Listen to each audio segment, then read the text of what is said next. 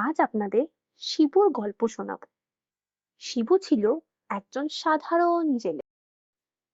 প্রতিদিন ভোরবেলায় সে বেরিয়ে পড়তো নদীর বুকে তাজা মাছ ধরার আশায়।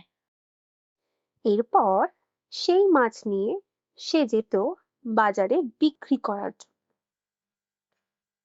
আসুন আসুন, ভালো মাছ আছে, রুই, কাতলা, ইলিশ, বয়াল। তার ঘরে ছিল তার প্রিয় স্ত্রী আর এক ছোট্ট শিশু, আর এই নিয়েই ছিল তাদের সুখী ও ছোট সংসার। আসুন আসুন, তাজা খাঁটি মাছ আছে, রুই, কাতলা, চিংড়ি, ট্যাংরা। একদিন হঠাৎ বাজারে এক নতুন জেলে এসে হাজির। সে তার মাছ বেচতে লাগলো শিবুর দামের থেকেও অনেক কম। ব্যাস, গ্রামের সব লোক ভিড় জমালো তার দোকানে। শিবুর দোকানে আর কেউ ফিরেও তাকালো না। সেদিন 1 টাকাও রোজগার হলো না। বেচারা শিবু খুব মন খারাপ করে বাড়ি ফিরলো। ভাবলো, সৎ পথে থেকেও কি তাহলে টিকে থাকা যায় না?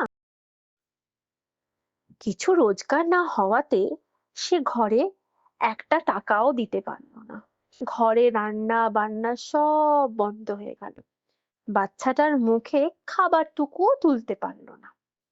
কিন্তু এই অবস্থা বেশি দিন চলল না।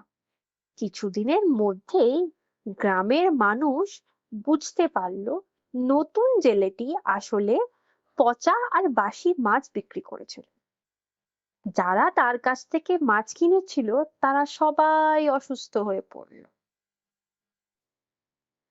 বাজে ও পচা মাছ বিক্রি করার জন্য গ্রামের লোকেরা তাকে পুলিশের হাতে তুলে দিল। তারা সবাই বুঝলো শিবুর মাছই ছিল আসল তাজা আর স্বাস্থ্য। সেই দিন থেকে গ্রামের সবাই আবার শিবুর দোকানে ফিরে এলো। তার সততা আর পরিশ্রমের ফলে সে হাতে হাতে পেল।